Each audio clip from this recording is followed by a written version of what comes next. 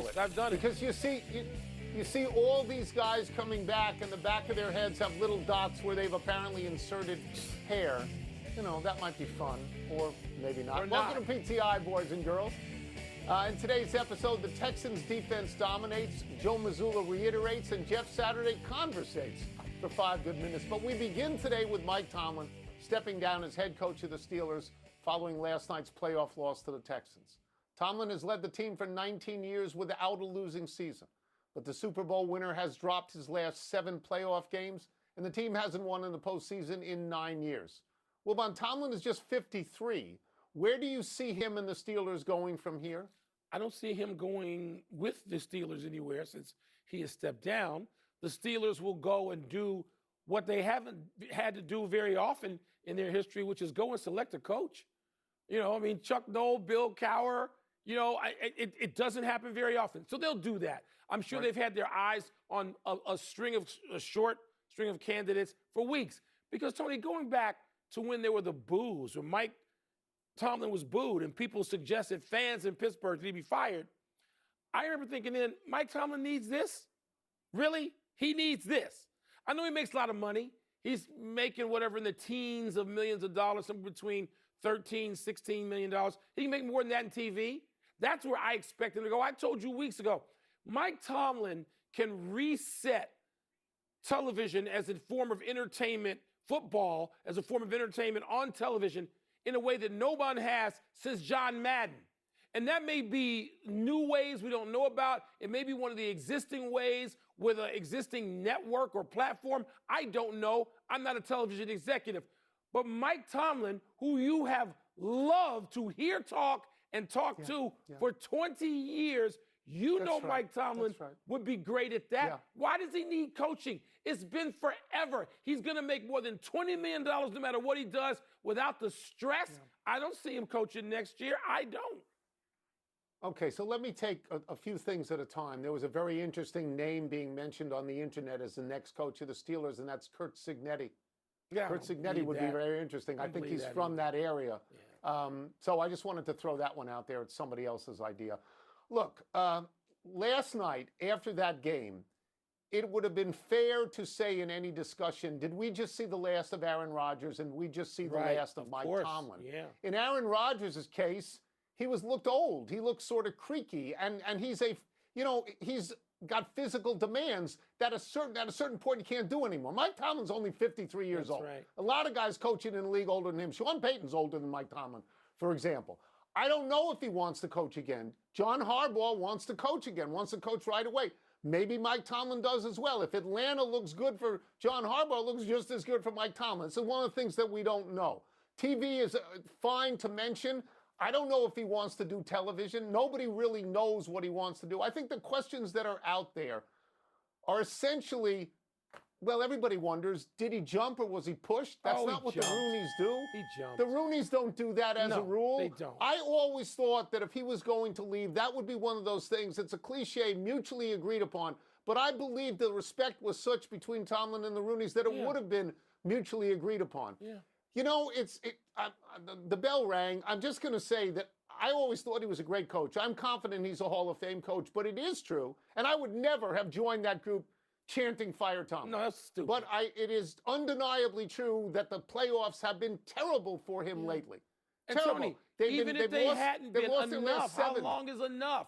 19 years of that kind of stress in today's NFL. Yeah. This isn't George Halas's NFL. And George Halas, by the way, broke his 40 years of coaching up into 4 groups of 10 years. He didn't even try to go 19. Mike, it's a long time. You're sitting in the same seat for 25 years. I took What's long to one is not long to somebody else. I mean, I do expect him to coach again. I think that's in his blood. You expected Cowher to coach again, too. And I ran into Bill Cowher down the street from this studio one day, and he said, do me a favor. Tell Tony I'm never coming back. Okay, but others do. Others do come back. Just saying. You missed that break I took, that 4-year break, got me through the next, 4.5. You don't remember that? No, you're 25. 25. We move now. Same chair. To last night's final wild card game, that 30-6 drubbing of the Steelers by visiting Houston. This wasn't much of a game. Houston had 3 turnovers, an interception, and 2 fumbles by C.J. Stroud, and still the Steelers couldn't score a touchdown. Aaron Rodgers had 2 turnovers that gave Houston 14, including possibly ending his career on a pick 6. Tom, what did you make of what you saw? Oh, I believe I had that right. I believe I said to you that Houston was going to win that game, and they were going to win the game comfortably because the Pittsburgh Steelers really don't have much of an offense, and they haven't had much of an offense since Ben Roethlisberger. No, they really haven't. They don't have a quarterback. They tried Kenny Pickett, and they tried Mason Rudolph, and they tried Justin Fields, and they tried Russell Wilson, and now they're trying Aaron Rodgers. And Aaron Rodgers last night, if I have this right, threw the ball 33 times for a total of 146 yards. That's just not enough. You know, he was sacked 4 times, intercepted once, fumbled once. The entire Steelers offense had 175 yards. You can't win with that. Houston has a very good defense. We are aware of that. They're a very solid team. They have won 10 games in a row. And C.J. Stroud did basically nothing less. I didn't need him. They didn't need him because they were that dominant. So, I look at this. Where do they go next? They go to New England, I believe. I think that's a winnable game for them, but Drake May is a lot better running with the ball than Aaron Rodgers is. Well, at this stage, he's a lot better than a lot of things. Look at Aaron Rodgers is going to wear a gold jacket in 5 years, unless he decides to play some more. He's been one of the greats to ever do this. But time's up. It's okay. It's okay. It's no indictment of Aaron Rodgers' greatness doesn't need to be questioned. Then you can't take it back. He won a Super Bowl. I'm surprised the Packers didn't get to more of them while he was playing. But that you looked at that last night, Tone, and that was one of those deals where it looked like an old Muhammad Ali climbing into the ring against like Trevor Burbick, and he was going to get a beat down, and that's that. All right, so that's what we saw. And who was I going to mention? I was going to mention Will Anderson and Danielle Hunter. My God, they put it on you.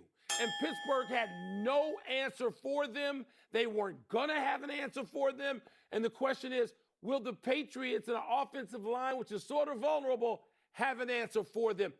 The Houston Texans, I don't know if they have enough offense to go much further, but they got enough defense to hurt you.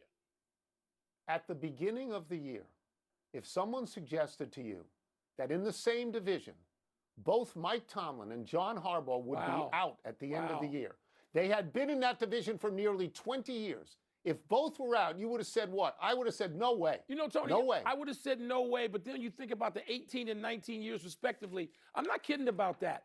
This NFL, this is not, John Madden only coached, 11 years? 10 years? 18 and 19 is a long, long time. Andy Reid's out there a long time. Bill Belichick was there a long time. Let's move to the NBA and a soundbite from Boston Celtics coach Joe Mazzulla last night. Mazzulla was apparently miffed that the officials did not call an illegal screen on Indiana's Pascal Siakam just before the Pacers' winning basket by Siakam. After the game, Mazzulla had this interesting monologue. Joe, give yourself the chance to win, I guess. Take us through the last couple sessions. Illegal screen. What did you say? Illegal screen. Illegal screen. Illegal screen. What fell apart to get you guys behind, and then how were you able to get behind? Illegal screen. What do you want people to do? Illegal screen. Would you like anything else? Illegal screen.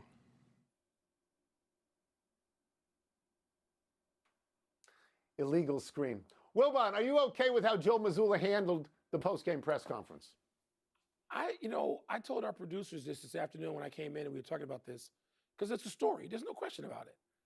I don't know that I would have dignified this with even showing the clip.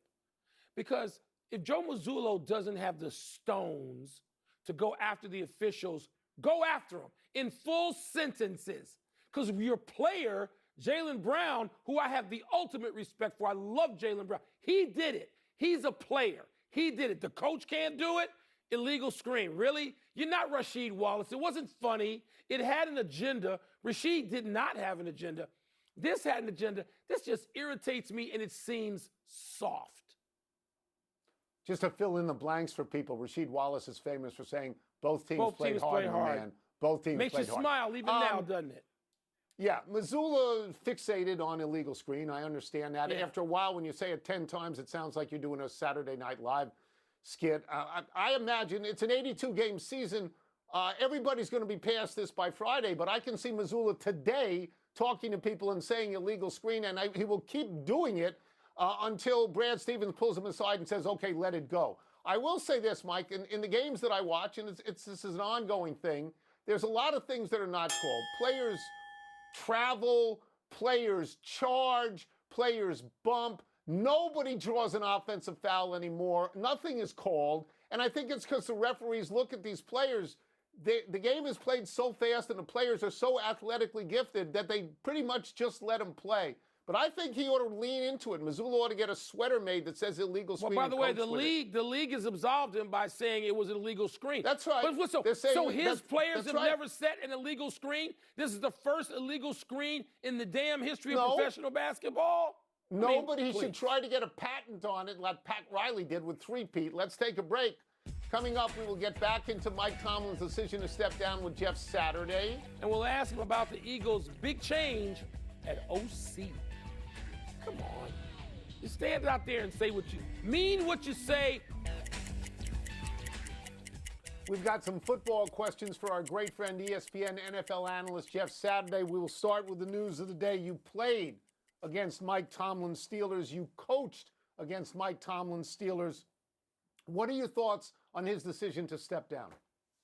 Oh, first of all, Mike Tomlin is a Hall of Fame, and I could not respect a coach probably more than I respect him. The way that he's carried himself, the way that he's really been the face, honestly, of the Steelers since we got good in Indianapolis. I mean, you look at him and what he was and the battles that we all had, the defenses that he built with Roethlisberger and the triple Bs or whatever it was. Like you watched all these different phases and all the different comments he makes to the press. Everything he said, you hung on every word. He's just that kind of guy. He's got that kind of personality. And I'm going to miss seeing him in that way. I think he's a heck of a head coach. I hope he goes back and does it somewhere else. I'm not sure if that'll be this year or in the future, but I know this. Everybody who lined up under Mike T appreciated him. They loved the way he did it and the way he went about his business. And we're going to miss him. We're going to miss him being a Steelers head coach, but just in the NFL as a whole, because he's that good a one. In slightly less urgent news, Jeff, as you know, the Eagles today dumped offensive coordinator Kevin Patullo. What primarily looked wrong with the Eagles offense to you? And they change offensive coordinators like every week. Every year. How fixable is what is wrong with them? Well, it's very fixable. They are loaded with talent. So they got two really good receivers. They got a great tight end. They got a great back. They got a quarterback who's won championships and has played at elite levels. And so they got a great defense or an elite defense. So all the pieces and parts are there. I think from the Patullo side of it is they never found consistency and they never found their identity. And I think where I would say that, midway through the year, remember it was all the A.J. Brown and I needed more touches and I need to be a larger part. And they tried to make that happen. He was the most targeted receiver for like 3 games, but they lost all 3 games. They went back. They just never really found their flow. And then I'll be honest, this last game, this is not really on Patullo. I get it. Was it a thing of beauty? Was it a masterpiece? No, but they got the ball, and they got guys dropping the ball, 3 or 4 different drops on 3rd down. They got the Devontae Smith drop in the 10-yard line. You got 1st and 10 from the 20 with 1:28. The Eagles usually win those games, and unfortunately they did not. And so I think ultimately there's got to be a scapegoat. Patullo takes that rap this year, and they're going to move on to somebody else and be back right in the fray of the Super Bowl next year.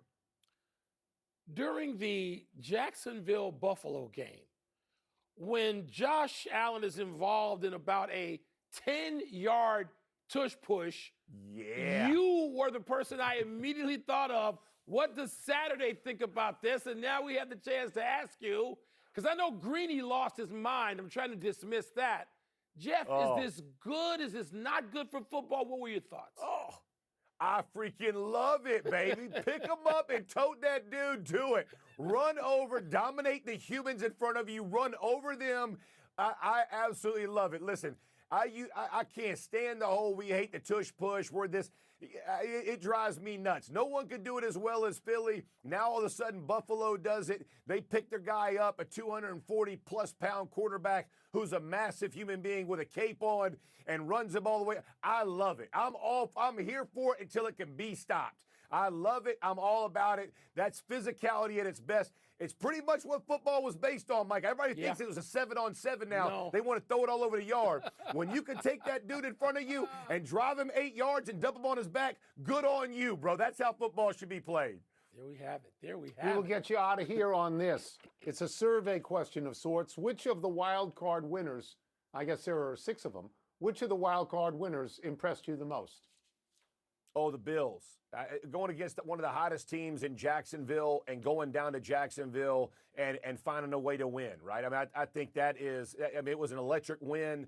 Josh Allen, again, 4 different times. I think the dude's going to be out of the game. I mean, he's taking shots and concussion protocol, all of it, man. And they keep fighting through it. It just shows you the toughness of the team. I absolutely love that game. And in Jacksonville, what Liam Cohen's done with them, man, tip of the cap. They were playing fantastic ball. For them to go down there and get that win, that was special. Again, everybody talks about Josh Allen's best opportunity to win a Super Bowl because certain people aren't in it. His team ain't as good as they were either. And so he's having to do more with less, and he's doing it. And those other guys, give them credit, man. They responded, and they make plays, and they've made enough plays to find a way to beat Jacksonville. That was my favorite of the week. All right, thank you, Jeff. As always, a Appreciate it, great Jeff. pleasure to have you. Thank you much. Appreciate y'all. Have a great one. Let's take one last break. Still to come, the